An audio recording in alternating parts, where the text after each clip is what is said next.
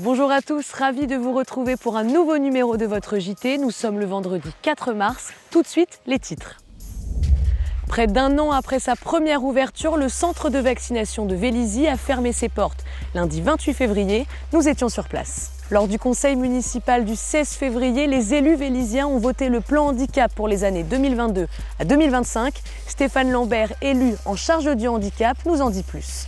Enfin, créé dans les années 90 par l'association Culture sans frontières, le studio musique de Vélizy a été municipalisé en 2001 et propose à tous un accompagnement musical dans son studio Salle Ravel. Il avait rouvert ses portes en octobre dernier, mais avec la stabilisation de l'épidémie et des futurs travaux à venir, le centre de vaccination de Vélizy, Maurice Ravel, a fermé ses portes lundi 28 février. On fait le point avec Pascal Thévenot, maire de Vélizy. Les fermetures de centres de vaccination se poursuivent en Île-de-France. Depuis lundi midi, le centre de vaccination de Vélizy a fermé ses portes. En 8 mois d'ouverture, le centre a permis la vaccination de plus de 70 000 personnes, dont des mineurs. On avait déjà beaucoup moins de demandes depuis le début février. C'était quelques dizaines de vaccinations par jour. Donc on avait maintenu jusqu'à la fin du mois pour permettre notamment aux mineurs de pouvoir avoir leur deuxième dose. Et donc là, en fait, maintenant, on espère l'avoir fermé définitivement. Et pour faire tourner un centre comme celui-ci, une vingtaine de professionnels de santé étaient présents chaque jour, accompagnés d'une trentaine de personnes pour gérer l'administratif. Une grande mobilisation qui a valu au centre une bonne réputation, mais qui ferme aujourd'hui ses portes pour procéder à quelques travaux. On avait prévu normalement de démarrer des travaux, de gros travaux de rénovation fin d'année. Ça a été reporté, donc là ça va démarrer fin mars, où c'est un bel équipement. Il y en a peu en fait dans les Yvelines de cette dimension et surtout des équipements municipaux. Donc là, on va refaire toute la salle, puisqu'elle est encore dans son jus des années 70. Donc on va refaire la peinture, on va refaire tout l'éclairage, l'acoustique, histoire de retrouver une salle contemporaine, salle des fêtes mais contemporaine. Et l'année prochaine, pour tous les cinéphiles, ceux qui viennent aussi pour le théâtre, on refera la salle Rému qui en a aussi bien besoin. Les sièges doivent dater de l'époque où j'étais encore tout petit, donc ils ont un peu vieilli. Une nouvelle salle flambant neuve pour se retrouver et retrouver la vie d'avant, accompagnée par la levée progressive des restrictions sanitaires. Le plan handicap pour la ville de Vélizy a été voté à l'unanimité lors du dernier conseil municipal. Plus grande accessibilité, sensibilisation auprès des services de la ville, des commerçants et même des entreprises. Stéphane Lambert, élu en charge du handicap, nous dit tout sur ce plan pour l'année 2022 à 2025. Pour accompagner les personnes en situation de handicap, la ville met en place un plan sur 3 ans qui comprend 56 actions, dont 15 nouvelles. En votant ce plan pour les années 2022 à 2025, les élus vélysiens font la promesse de rendre la ville plus accessible. Au niveau accessibilité, c'est améliorer l'accueil en mairie, c'est continuer à travailler sur l'amélioration de la voirie.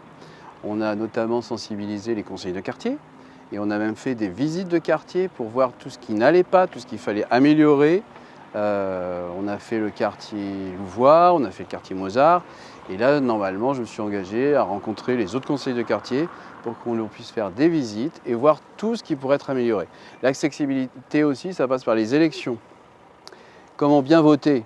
Eh bien, tout simplement en abaissant les urnes.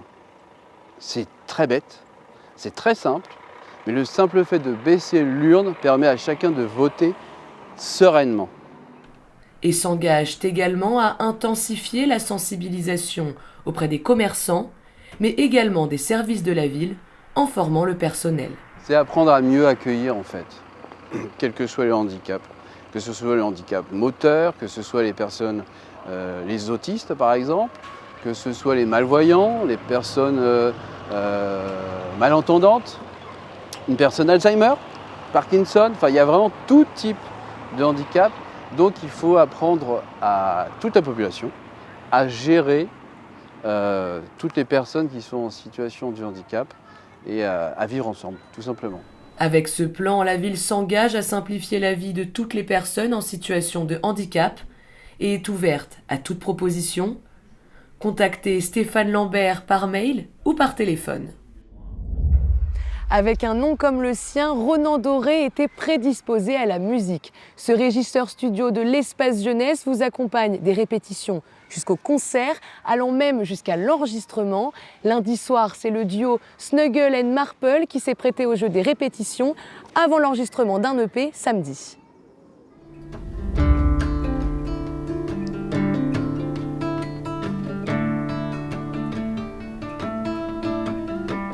Je m'appelle Ronan Doré, je travaille au service jeunesse. Je suis animateur studio, régisseur. Mon travail consiste à l'accompagnement des groupes, leur proposer un cadre de travail pour leurs répétitions, un petit peu d'enregistrement et la proposition de concerts également. Tu veux que je chante ou je parle? Tout est branché en fait sur les entrées line ici de la console. Là l'idée en fait c'est d'équilibrer leur son entre les boucles qu'ils lancent et la guitare et les voix. Tu t'entends là, ça va? Le studio musique a été créé dans les années 90 par une association qui s'appelle Culture sans frontières. Il a été repris en 2001, municipalisé par le service jeunesse. Depuis 2006-2007, on se trouve à Ravel.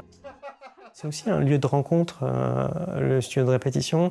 On essaye de mettre en contact en fait, les groupes entre eux, les jeunes entre eux, de manière à ce qu'ils puissent créer des projets ensemble et ainsi développer leur talent artistique. Le studio s'adresse plutôt à des jeunes qui malheureusement ne fréquentent peu le studio parce qu'ils sont plus tournés sur de l'autoproduction en studio chez eux, en faisant de la MAO, en utilisant des choses personnelles. Plutôt rap, hip-hop. Il y a vraiment tout ce qu'il faut en termes d'équipement. Il y a une batterie, un backline complet avec des amplis guitare, un ampli basse et un système de diffusion avec la mise à disposition des micros. Donc on a un petit système de retour également devant qui permet aux chanteurs de bien s'entendre. On a une quinzaine de groupes qui viennent répéter chaque semaine. Ils font plutôt du rock.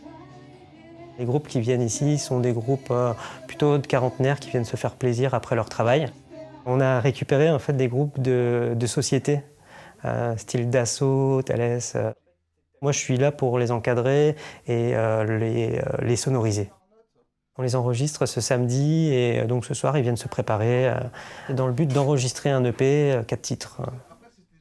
On n'était pas sûr d'enregistrer ici, on s'est posé la question avant. Ouais. Savoir si on enregistrait ici, ailleurs, si on le faisait par nous-mêmes. Qu'est-ce qui vous a motivé finalement à venir ici? Donc là, ce qui nous a motivés, c'est déjà d'être dans un créneau fixe 3 heures par semaine, parce que ça commençait à être plus structuré. Ronan, il a une expérience, enfin il a une vraie compétence, c'est un ingénieur du son, c'est un professionnel. Donc du coup, nous, en tant qu'artistes, on a toujours des questionnements sur la technique, on ne maîtrise pas toujours.